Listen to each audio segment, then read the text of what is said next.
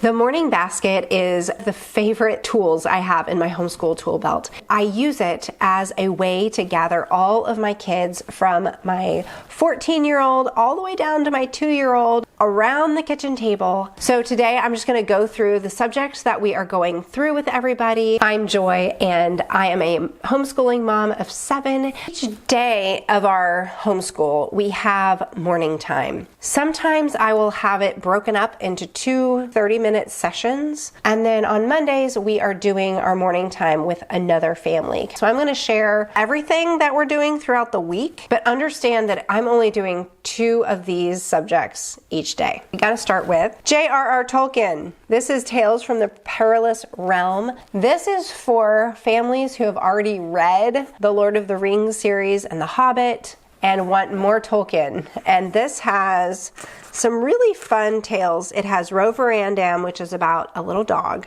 It has Farmer Giles of Ham, The Adventures of Tom Bombadil, Smith of Wootton Major, and Leaf by Niggle. Oh, and on Fairy Stories.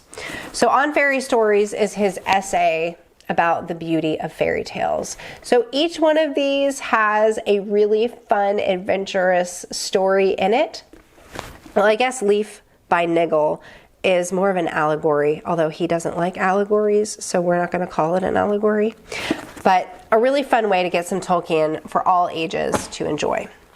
Next we have Shakespeare, and this is actually an abridged version that one of my friends, Joyce McPherson, put together so that her children could perform it and read it more simply. I found that it was really hard to get through the entire play, and this one is designed to be performed in about an hour and a half to 2 hours.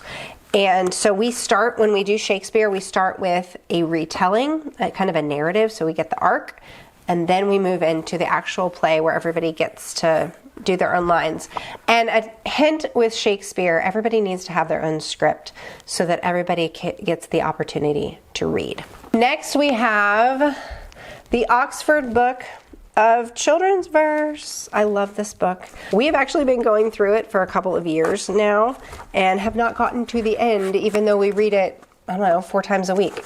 But I'm really just reading 1 or 2 poems each day. So there you go.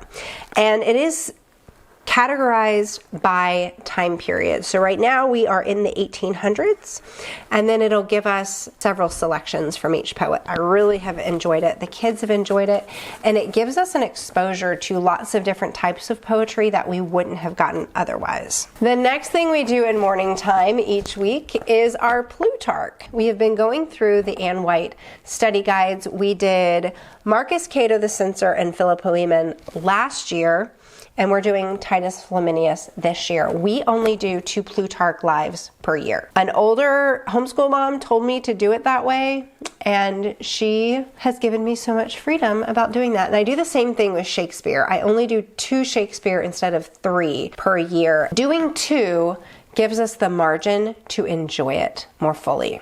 My kids love to act out some of the scenes. There's a lot of war scenes in Plutarch. I've enjoyed Anne White's guides. I'm curious about David Hicks's translations, so I'm going to check those out next time. Now we move on to our recitation work. This is what is kind of the foundational part of our morning time together. And what I did was I combined the document that we got from the CMEC. They have a Truth, Goodness, and Beauty. It has poetry, and it has the folk songs for the terms, and they even have some sheet music, which has been really fun. But I don't always use all their folk songs, and I don't always use all their I still have to customize it. So what I did was I made a document in Google, and then I selected each child's poem. Everybody got 6 different pieces that they're memorizing, whether it's scripture or it's poetry. And then there are passages that we're doing together. Sometimes children are assigned their own poems that they are interested in learning on their own. And then sometimes we have passages of scripture. I like to do long passages of scripture that we're learning like for the whole semester. So the point of recitations, the point of learning poems and speeches and long passages of scripture is to get those into our hearts, that they might shape us, that we would meditate on these good, true, and beautiful passages. So I have it set up in this binder. And then what I did this year, what I had not done before, was I took these little tabs that are stickers, and then I just hand wrote what section we had, because it was kind of confusing how I had it before. So we have all of our hymn selections that were selected by the CMEC.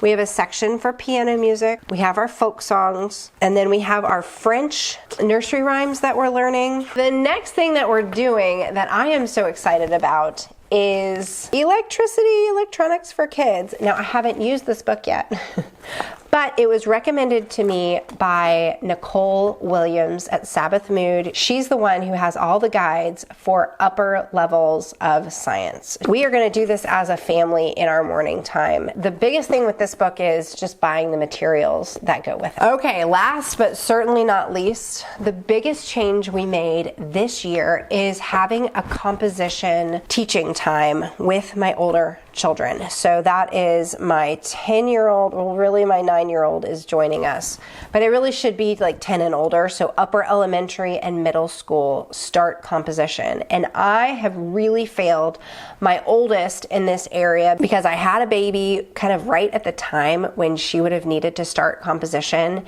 And so we went a creative writing track. I really regret that just because it wasn't giving her the foundation that she really needed. From a classical educator's perspective, having a command of language, really understanding how to play with language, understanding how it works, then that is what gets us the ability to communicate well. So I, this summer, took the Progymnasmata course that was hosted by the Scolay sisters. What is Progymnasmata? That's a big old word. I know, that's what I said. I said progym blah, blah, blah for the first 2 months that I learned this word. So pro is before, it's kind of this, that's what that part of the word means. And then think of gymnasium, exercises, it's a place to exercise. These are before exercises. They are exercises that we can do with our students to start training their mind toward understanding how language works. And you're essentially, it's just like if you are working out. We are a big CrossFit family, so push-ups, pull-ups, air squats, running sprints, each of those exercises develop a different part of your body. If you just run at a slow pace all the time, you will not have the opportunity to have a full range of motion. If you only lift heavy weights and then you try to move your body through space quickly, all of those short twitch muscles are working, but the fast ones have not been exercised. So we really want our students to have that full body of exercises with their composition work. And the Pro Gym offers that. And you may have heard of starting with fable, and they're rewriting fable, and then they move on to narrative. You may have heard that in the classical world at some point. But once we sat under the instruction of Renee Shepherd, who was trained at New St. Andrews College, which is a liberal arts college, we really got to understand how using the Pro Gym helps to shape the moral imagination of our students. That when we are working on fable, the fable is working on the child, the moral. They're wrestling with the moral and how to convey the moral in a way that is true. And so A Wolf in Sheep's Clothing is one that we're working on now, and the moral is appearances are deceptive. So they're needing to expand that moral with my students this week. So the way that you can expand something is by adding dialogue, or you might add description. You might talk about what happened before this event where the wolf was going around eating all the sheep, or you might talk about what happened after. So there's all of these different ways that we can expand our writing, and she really helped us understand that we are pointing to truth, we are pointing to goodness, we are pointing the children to beauty. We never want to have a writing assignment that a child talks about themselves, that they talk about what they did this summer, or that they say what makes me, me, right? We don't want them to be turned inward. We always want them to be turned outward, because the natural inclination of the heart is selfishness and to look into oneself. So what our education needs to be doing is always drawing out, always pointing them toward truth, goodness, and beauty, right?